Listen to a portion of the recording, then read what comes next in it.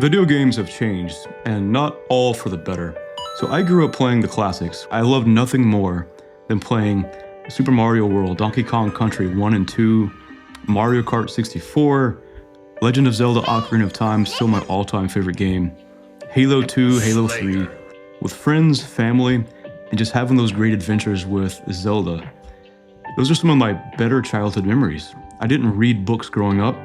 I played video games, and some of my best memories with my friends, or even in my personal time, is playing video games, but video games have changed quite a bit since I was a kid. As the real world gets worse and worse, and video games get better and better, and more engaging, it's just tempting to live more and more in the video game world. Now, this can have problems long term. A lot of young women, studies have shown, have a big problem with anxiety due to social media. The constant shaming, competition, being judged for what you say or don't say, what you look like, has negative effects on many young women early on. Young men, on the other hand, are having a great time, and they're having fun because of, for being frank, pornography and video games. The problem is, later in life, these things tend to have negative effects if not controlled. I did the same thing with video games with Quake. I had a real problem when I was playing 8 hours a day, 10 hours a day sometimes. It was fun, man. It was really fun. But I reached a point where I know one day I played until it was sunlight. And, you know, I'm fucking 30 years old. Yeah. And I'm sitting there, my hands are sweating.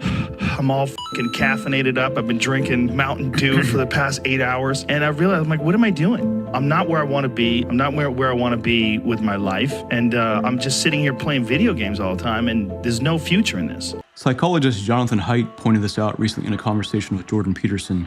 But over time, if they're not pursuing real-life goals, then that quick fluid system of reward dopamine, particularly appeals to young men, but it's not giving them real-life mastery, real-life progression towards goals.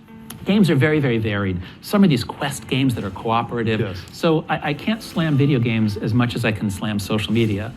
But here's the thing that we're learning. We older people, we think of video games as a game that you start and then you play it and then it's over. But here's what we're learning. Video games aren't like that anymore. They're not a consumer product that you buy and own. It's software as a service. Social media companies and video game companies have come to use the exact same behavioral psychology that casinos use in slot machines. It's an unpredictable reward based on your effort. And you get more of a dopamine hit if you hit it, and you get that loot box, and hey, it's nothing crazy. But if I do it again, when I'm rewarded for that really cool, rare loot box, well man, the dopamine just goes ding, ding, ding, and then I want to do it again. It's literally the same thing as a slot machine. There have been some measurements of the amount of dopamine released. Video games, especially video games that have a very high update speed, where there's novel territory all the time, novelty is a big stimulus of dopamine. Those can release dopamine somewhere between nicotine and cocaine. People will play a video game, they love it, it's super exciting to them, and then they'll keep playing and playing and playing.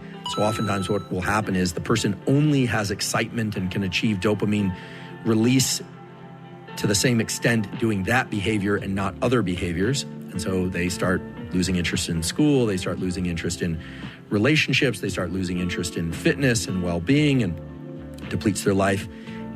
And eventually what typically happens is they will stop getting dopamine release from that activity as well. And then they drop into a pretty serious depression. In free games, you're the product.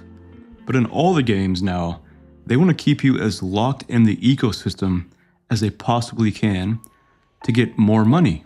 They want you investing in the game. They don't care about whether or not you invest in yourself. I want to be clear, video games can be a great thing. At their best, video games can give you a fantastic story as TV and movies get worse, as books, as literature gets ridiculous. Some of the great stories are told in video games. At their best, video games can be a way for friends to just hang out and spend time with each other. Just for a moment, think of time like money. You have a limited amount, and you have $1,000. Every now and then, it's okay to spend $20 on Taco Bell. Throw away empty nutrients, but mostly you should be investing in your future. Time is the same. It's okay to occasionally throw away 20 minutes or 2 hours on a video game or hanging with friends. That's not throwing away time at all. But if you're not spending more time investing in yourself, investing in your future, and self-mastery and creative pursuits and getting where you want to be in life, then after a couple of decades, it's going to be kind of sad. So I'm actually not telling you to quit video games cold turkey, but what I found in myself is that video games for me came more than just a way to hang out with friends. It became a coping mechanism in my own life. Like so many people, I went through some hard times as a kid, just like most people do, and video games became my escape. And I'm not saying that's totally a bad thing. Sometimes we need relaxation, sometimes we need escape. I remember at some point I realized that some days I was playing video games for 1 hour, 2 hours a day, sometimes 4 hours or so on a weekend. And that began to affect my desire to go out into the real world and be successful at real things. But here's just a few helpful things I found that might be helpful to you. It's not good for people to stay inside playing video games so much that they don't know how to interact with other people. They're always anxious. Their social thick skin has not been developed. They don't know how to handle difficult situations or stress. And they use video games as a coping mechanism. Now, I'm not looking down on you if you feel like this is you at all, promise you. And I've been there. I still think playing video games with friends, with family is a great thing. But it's kind of like going to the gym. If you just tell yourself through sheer will you're going to go to the gym, eventually you're just going to quit. You have to think a bit creatively about it. In fact, for me, activating more creative pathways in my mind has given me a reason to feel good about playing less video games. Now I barely play them at all. So tip number 1 is channel that creative energy that you spend on video games into some worthy pursuit. Whether it's creative pursuits, artistic pursuits.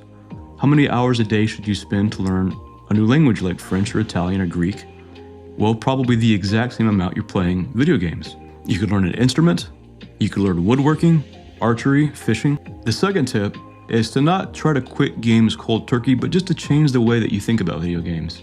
If you enjoy video games, what you could choose to do is just choose 1 or 2 solid good games a year, because there's so many games coming out now, you can't possibly play them all unless you live on your video game platform.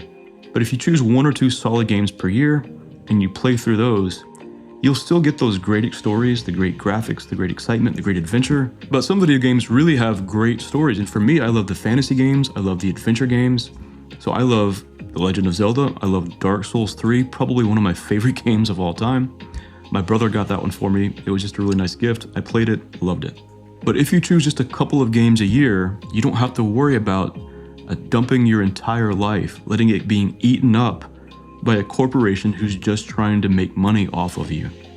And the older you get, the harder it is to justify the time spent in that. For me, it was especially when I had children, because I know that I want to be there for my kids and give them the father that they need. And so there's nothing wrong with taking time for the boys, for taking time for yourself. Nothing wrong with that. Don't feel guilty about it. I'd like to remind you of an ancient concept. We're all going to die, believe it or not. So Stoics and medieval Christians have this concept called memento mori. Remember your death. Remember your mortality. And it's not to be morbid or be depressed or not allow yourself to enjoy video games or whatever you enjoy doing. But if you allow those things to take over your life, that would be a poor way to spend your life. I found that when I am making constant progression and striving for self-mastery, for creative pursuits, I like to write. I write short stories. And I'm making progress in my relationships, raising my kids, getting them set up for the future. I found that I enjoy the video games more because I'm not guilt-tripped when I spend time playing them. And if I spend most of my time and resources on other people or on getting to where I need to be in life for the benefit of society, for others, I'm able to more enjoy playing a video game occasionally like Dark Souls 3 or Space Marines 2, because I know I'm not slighting myself or my children or anyone else. This concept is tied to self-mastery. Don't let the hopelessness and how bad things are out there keep you, frankly, from adventure. keep you hidden in your apartment or your basement, in the dark alone, eating junk food, and not really living life. Have adventures in the real world. Get a telescope and learn the constellations. Read mythology. Train to run a marathon. Because the reality is, death does come from us all. I'm not trying to bum you out, but it would not be good to just kind of hide from life in a digital world. There are real dragons in life that we have to face. Inasmuch as video games help us prepare, help us develop that will to fight, that courage, even in fantasy, then video games are great. But when video games become nothing more than an excuse to give in to nihilism and to hide from the real dragons so we don't have to face them. As video games help us grow, but when video games keep us from growing, then they become a problem. So be more selective about the games that you play and when you play them, and channel that energy, that time into something more creative, something more fulfilling.